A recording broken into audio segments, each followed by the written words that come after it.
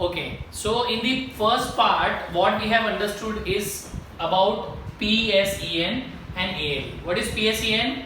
Program Store Enable is an output pin. This pin is connected to the OE pin of external memory, and external code memory PSEN. For code we should mention 0, and for data we should mention 1. Keep this in mind. If we need to select code memory, then PSEN bar will be active low, and for data memory PSEN bar will be active high. It means 1. Okay, and ALE pin is used for demultiplexing the address and data. Now यहाँ तक हमने पहले part में किया था. Now we will continue with the next topic, and that is IO ports pin. Already we have discussed that it has 4 ports. How many ports are there? 4 ports. 4 ports. What are those? 1, 0, 3, 2. And the sequence is for port number 1, 0 to 7. For port number 3, 0 to 7. For port number 2, 0 to 7. And for 0, this is the sequence, right? Out of which there are 4 ports, 0, 1, 2 and 3. Each uses 8 pins. Each uses 8 pins. All the ports upon reset are configured as output, ready to be used as input ports by external devices. So यहाँ पर आपको ports दिख रहे हैं, port 1, port 3, port 0 and port 2. Fine. Structure आप सबको याद रखना बहुत जरूरी है, because in examination either in the theory or in the practical everywhere ports को draw करने के लिए अगर आपको बताया जाता है, आपको sequence properly याद रखना है. Even for programming you should remember the configuration of pins. Okay, starting with port number 0. जैसे कि मैंने पिन डिस्क्रिप्शन के वक्त आप लोगों को ऑलरेडी सब एक्सप्लेन किया था कि कैसे पोर्ट्स के ड्यूअल यूजेस है और सिंगल यूज है, उसको और डिटेल में हमें समझना जरूरी है. सो port 0 also designated as AD0 and AD7. What is AD0? Address data 0, address data 7. So it has address as well as data. ALE indicates if port 0 has address or data. मतलब ये dual use के लिए काम आएगा, either address or data. So when ALE is 0, it provides D0 to D7. When ALE is 1, it has address A0 to A7. Keep this in mind. 8051 multiplexes address and data through port 0, which saves our pins. मतलब एक ही pin में 2 function हो रहे हैं. एक बार 0 करो तो address, 1 करो तो डेटा, सॉरी 0 करो तो डेटा एंड 1 करो तो एड्रेस. ये याद रखना सीक्वेंस को. Port 1 and port 2. Now in 8051 based system with no external memory connection, both port 1 and port 2 used as IO. अगर आप कोई भी external memory connection नहीं करते हो, then port 1 and port 2 will act as simple IO. IO is input output. In 8051 based system with external memory connection, अगर आपने external memory connection दिया, then port 2 must be used along with the port 0 to provide 16-bit address. मतलब अगर आपने external memory connect कर दिया, then your port 2 will act as address. Port 0 provides the lower 8 bit A0 to A7, and higher 8 bits will be provided by port 2. Port 2 is used for upper 8 bits, that is A to A15. So altogether A0 to A15 कौन देने वाला है? port 0 and port 2 and port 0. Clear? ये कब? जब आपने external memory connection mention किया है तब. अगर एक्सटर्नल मेमोरी कनेक्शन नहीं है then it will act as simple IO. Keep this in mind. So we were talking about port 2 and port 1. ठीक है, पोर्ट 1 का दूसरा कुछ फंक्शन ही नहीं. Okay sir. Now talking about port 3.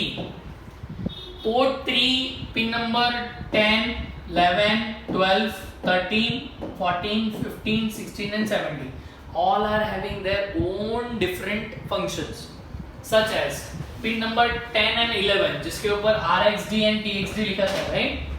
So that is for serial communication. That is for serial communication. Serial communication जब receive करना है then we will write RxD. Serial communication जब transmit करना है then we will write TxD. Receive data, transmit data for serial communication. Then pin number 12 and 13 where INT 0 bar and INT 1 bar has been mentioned. These two are act for external interrupts. These two are acting as external interrupts. Then 14 and 15 T0 T1 these are timers. Now question में आ रहा है कि sir programming में timers कैसे set करते हैं.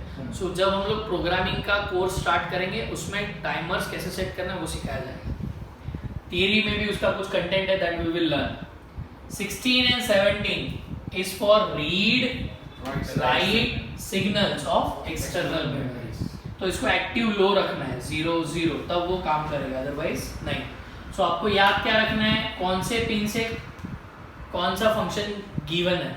मतलब in examination दे में ask where on which pin RxD and TxD is connected or is mentioned in the 8051 configuration. So your answer must be P 3.0 and P 3.1 or port 3 pin number 0, port 3 pin number 1. Clear? Yes sir. Next, pin description summary. जो भी अभी हमने pin description देखा उसका एक club में अगर मैं समरी करूँ और एक ही साथ मुझे अगर याद रखना है तो कैसे याद रखूंगा.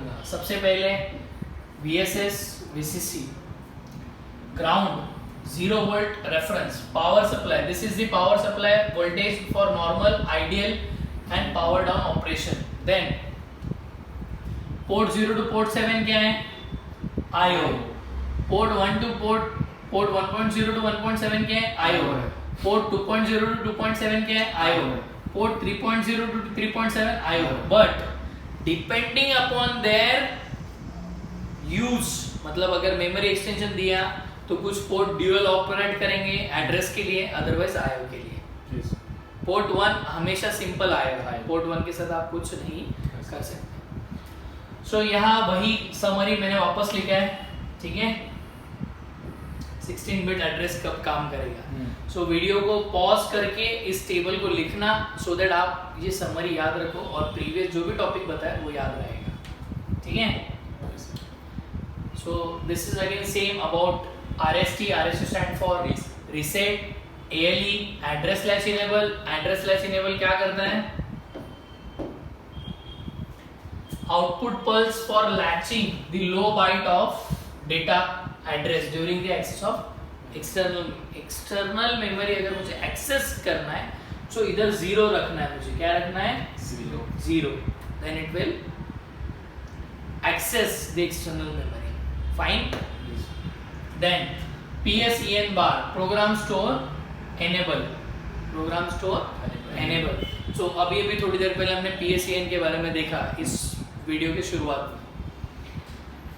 So then next is EA and VPP, external access enable and programming supply voltage. So external access enable extremely held low to enable the device to fetch code from external program.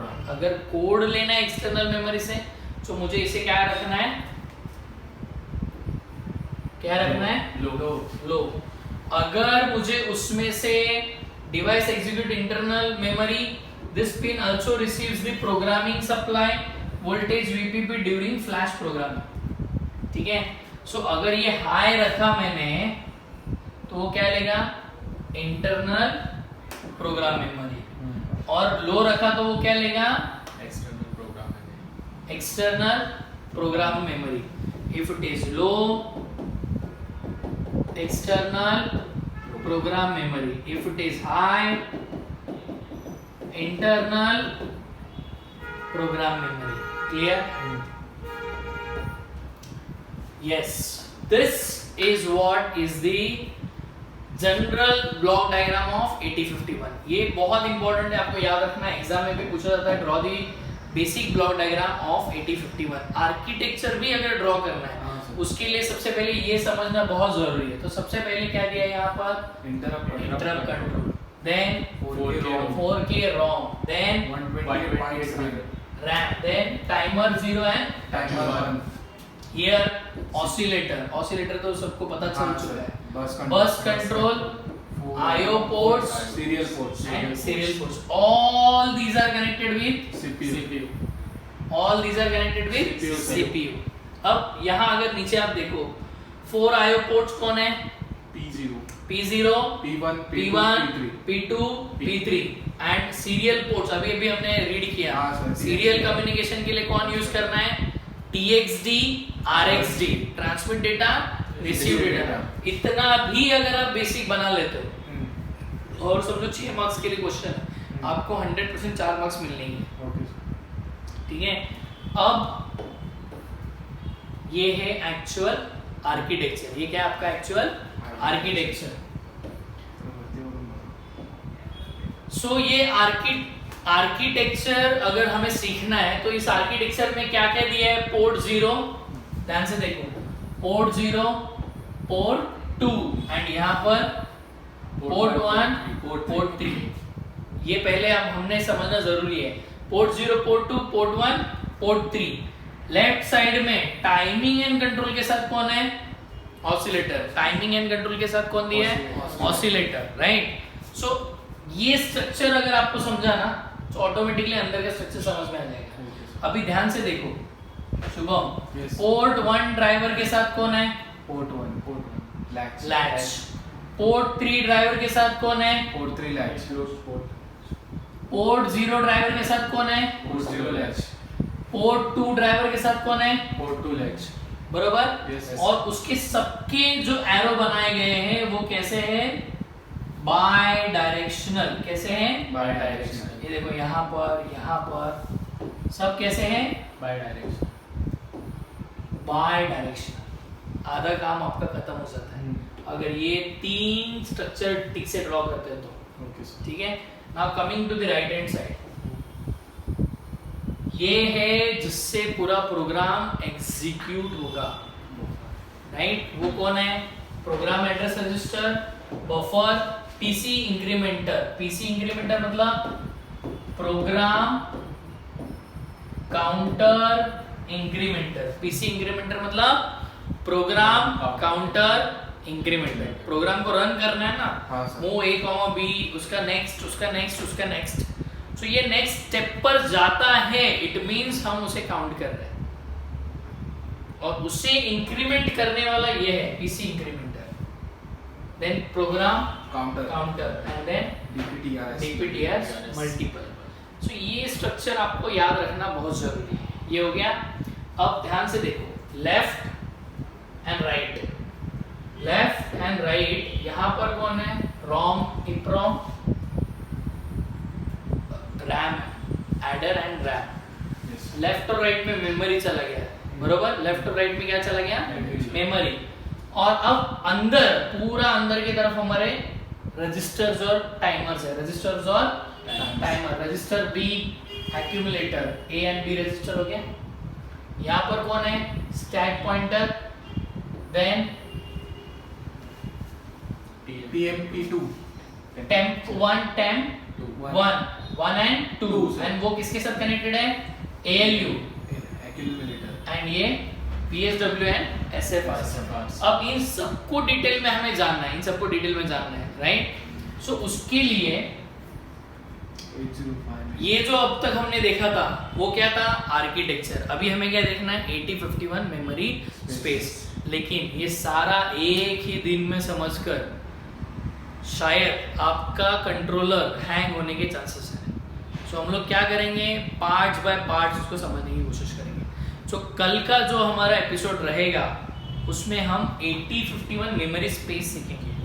अब तक का जितना भी part हमने cover किया है उसे तुम्हें लिखना है, रिवाइज करना है एंड याद रखना है, सो दैट डायग्राम्स ड्रॉ करने के बाद और स्ट्रक्चर लिखने के बाद आपको और डिटेल में उसको समझ में आ सकता है। Fine, I hope you understood the concept of architecture and internal structure of 8051। कल का जो एपिसोड आएगा उसके अंदर हम लोग 8051 मेमोरी स्पेस लेंगे और बाकी सारे मेमोरीज धीरे धीरे हम लोग आगे बढ़ेंगे, राइट। सो जो भी डाउट डिफिकल्टी है, आप जो ऑफलाइन आ रहे हैं वो डायरेक्ट स्ट्रेट फॉरवर्ड मुझे पूछ सकते हैं, जो मुझे ऑनलाइन देख रहे हैं उन्होंने कमेंट बॉक्स में आपका डाउट डिफिकल्टी ज़रूर पुट करना, और अगर प्रैक्टिकल सीखना है तो वो भी मुझे इन्फॉर्म कर देना। Thank you so much.